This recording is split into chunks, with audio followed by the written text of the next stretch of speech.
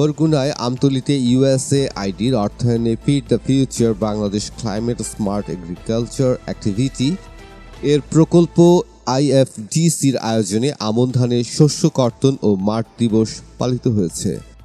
রবিবার 15 ডিসেম্বর সকালে আমতলী সদর ইউনিয়নের মানিকঝুড়ি গ্রামে উপজেলা কৃষি অফিস ও USAIDর সহযোগিতায় আন্তর্জাতিক সার উন্নয়ন কেন্দ্রের উদ্যোগে feed the future Bangladesh climate smart agriculture activity এই কর্মসূচির আয়োজন করে। বরিশাল কৃষি সম্প্রসারণ অধিদপ্তরের অতিরিক্ত পরিচালক ডক্টর মোহাম্মদ নজরুল ইসলাম প্রধান অতিথি হিসেবে উপস্থিত থেকে ধান কাটা, শস্য কর্তন ও মাঠ দিবস পালনের উদ্বোধন করেন। এ সময় উপস্থিত ছিলেন আন্তর্জাতিক সার উন্নয়ন কেন্দ্র বরগুনা জেলা ফিল্ড সুপারভাইজার কৃষিবিদ মোহাম্মদ নাজমুল হক, জেলা কোঅর্ডিনেটর মোহাম্মদ আব্দুর রব। তো আমরা একটা প্রকল্পের মাধ্যমে এখানে একটা প্রদর্শনী করছিলাম 2 একরে।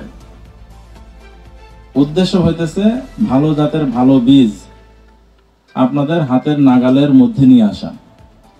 এক সময় আমরা সম্পূর্ণ বীজটা নিজেরা ব্যবহার করতাম, এখন আমরা সবাই হয় BADC না হয় কোম্পানির উপর নির্ভরশীল হয়ে গেছি, নিজেরা আর বীজ রাখতে চাই না।